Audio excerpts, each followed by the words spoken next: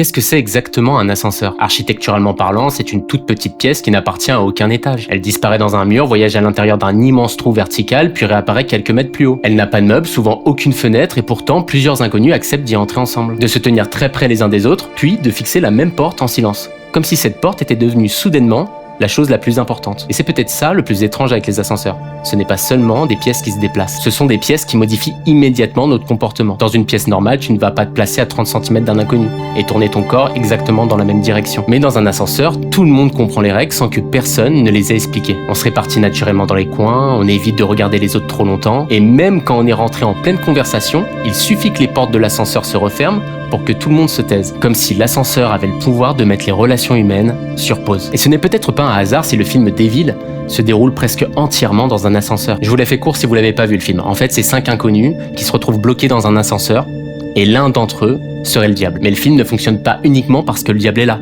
Il fonctionne surtout parce qu'un ascenseur bloqué transforme immédiatement les autres en menaces. Dans une pièce normale, tu peux reculer, changer de place, ouvrir une porte, partir. Dans un ascenseur, tu peux rien faire de tout ça. Chaque regard devient suspect. L'ascenseur nous retire probablement la chose qui nous rassure le plus quand nous sommes entourés d'inconnus. La possibilité de nous éloigner. Au fond, un ascenseur n'est peut-être pas vraiment une pièce. C'est une sorte de parenthèse dans un bâtiment. Pendant quelques secondes, tu n'es plus tout à fait à l'étage que tu viens de quitter, mais tu n'es pas encore au prochain. Tu es suspendu entre deux endroits, enfermé avec des inconnus qui respectent tous les mêmes règles silencieuses. Tu me diras en commentaire si je me trompe d'ailleurs, mais pour moi, l'ascenseur est peut-être la seule pièce dans laquelle personne ne vient pour rester. Tout le monde entre simplement en attendant qu'un mur s'ouvre pour une autre réalité. Mais ce qui est intéressant, c'est la vitesse à laquelle cette pièce arrive à nous transformer.